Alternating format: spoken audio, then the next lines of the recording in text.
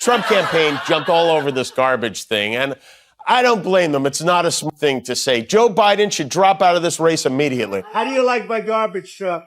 This truck is in honor of Kamala and Joe Biden. He's driving a garbage truck. He went out and rented a garbage truck and put his name on the side. He even wore a sanitation worker safety vest.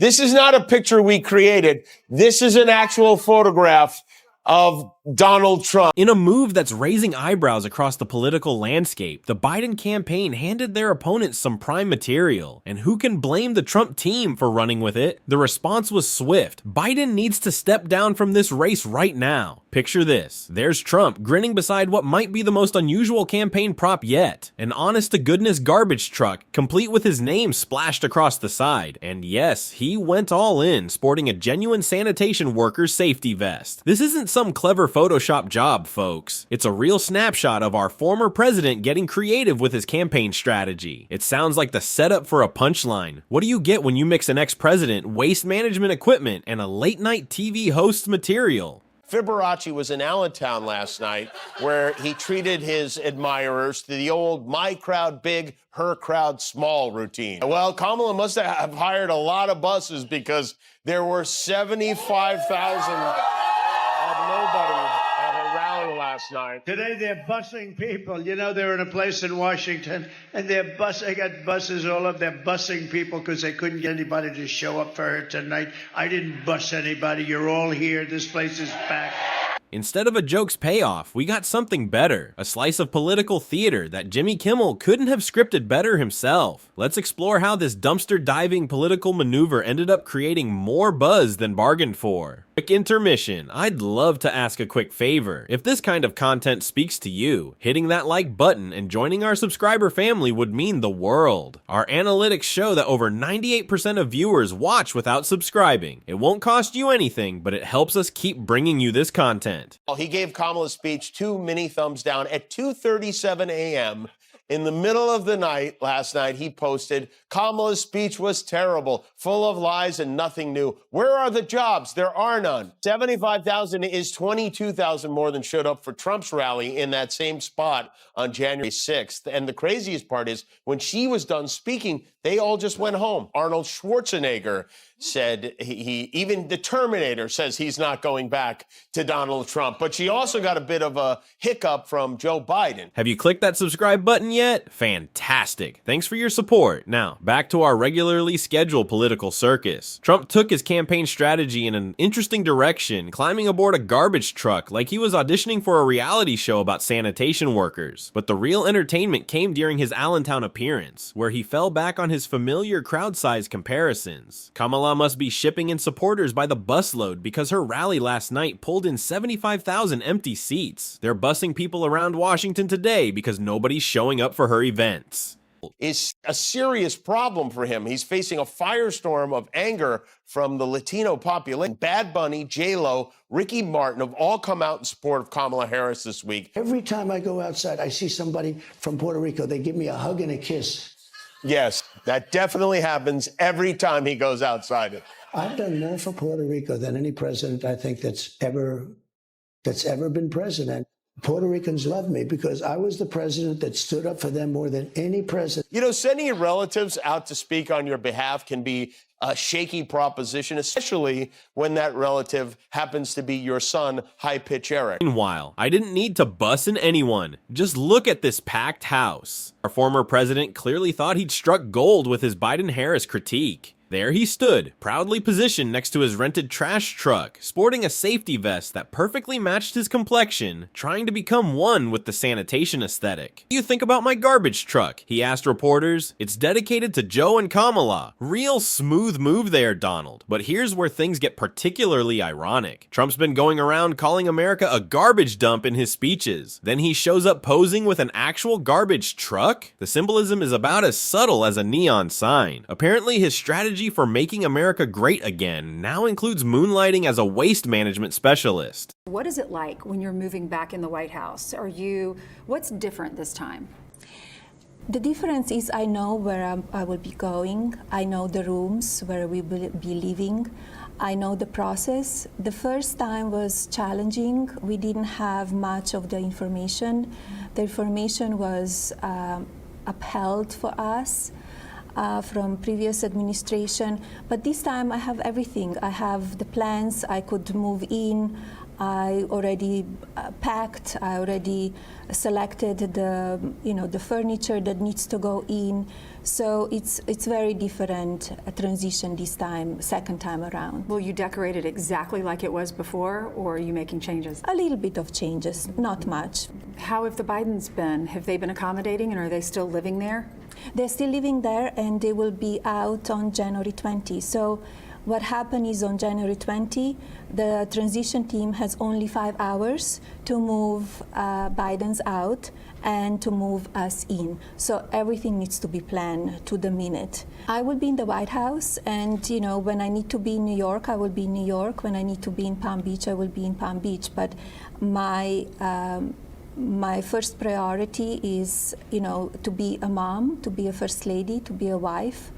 And once we are in on January 20, it's you serve the country.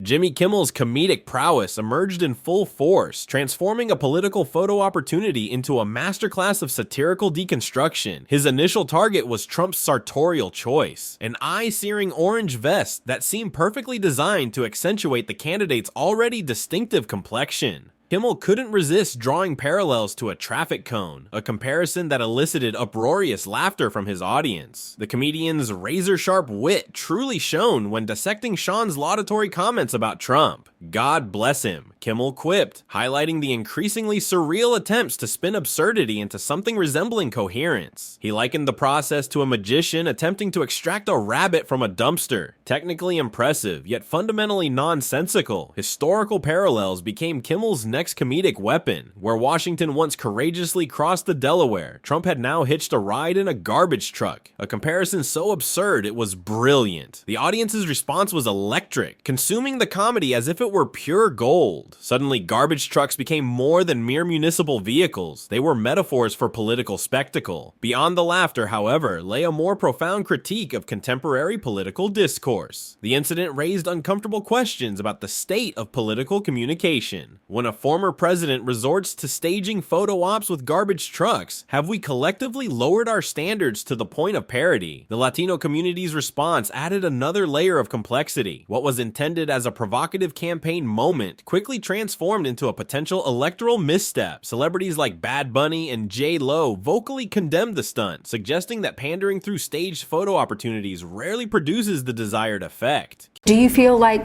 you're in a different space now than you were 8 years ago?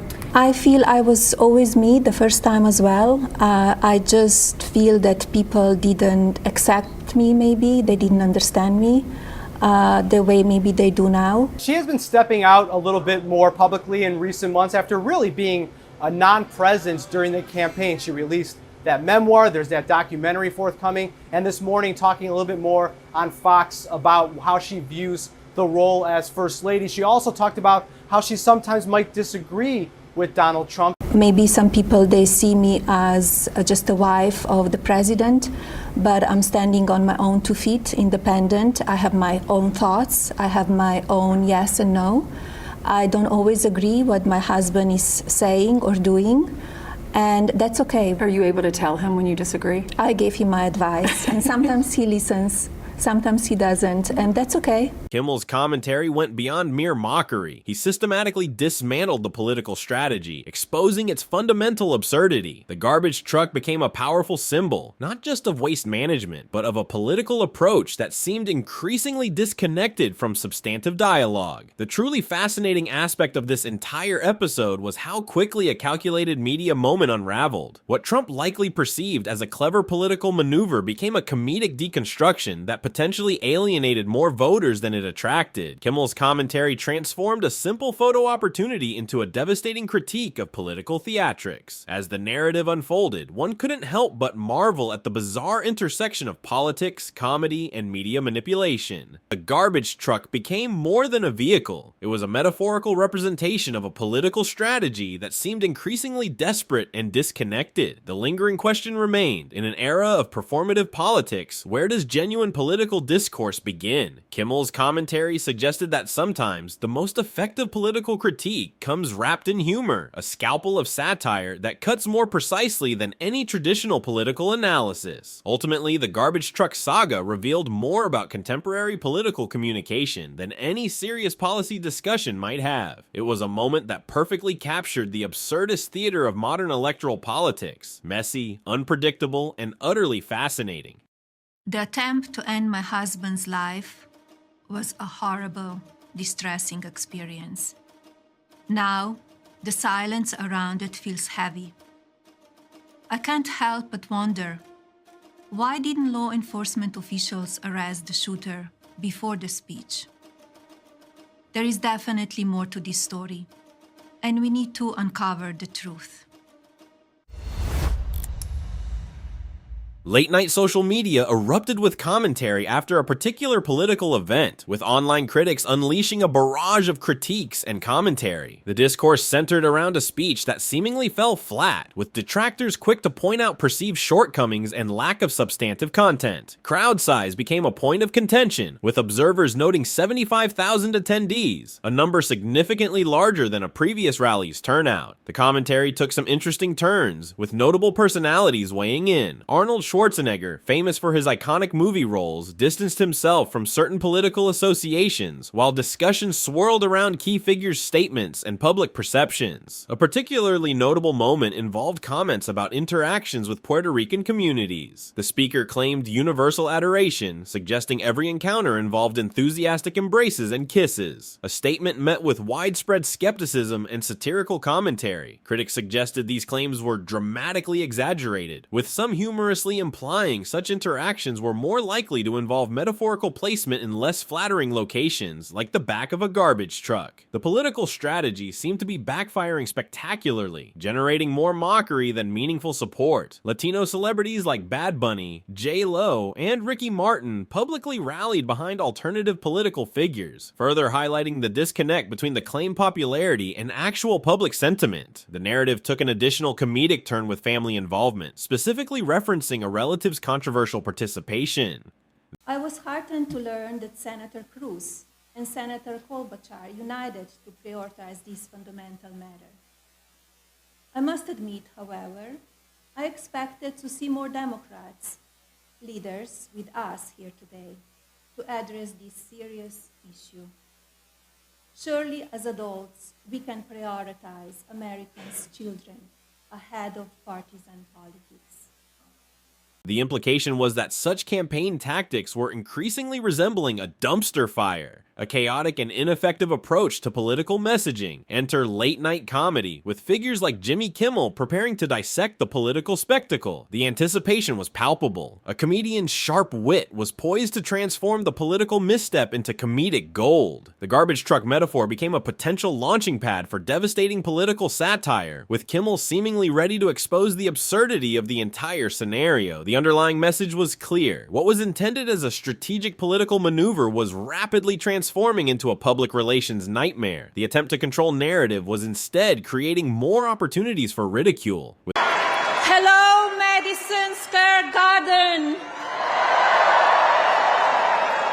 our hometown, where architectural symbols of strength, courage, and unity create a canvas for the world's undisputed capital of industry.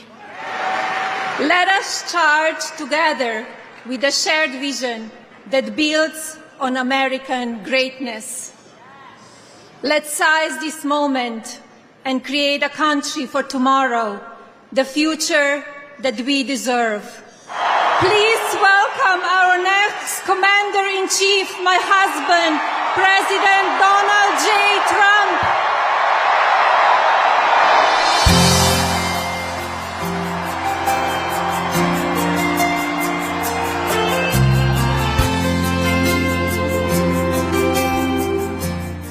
comedians and commentators eagerly awaiting their chance to take out the trash, both literally and metaphorically. The entire episode underscored the volatile nature of modern political communication, where a single misstep can quickly become fodder for widespread criticism and comedic deconstruction. The line between serious political discourse and satirical takedown had once again become delightfully blurry.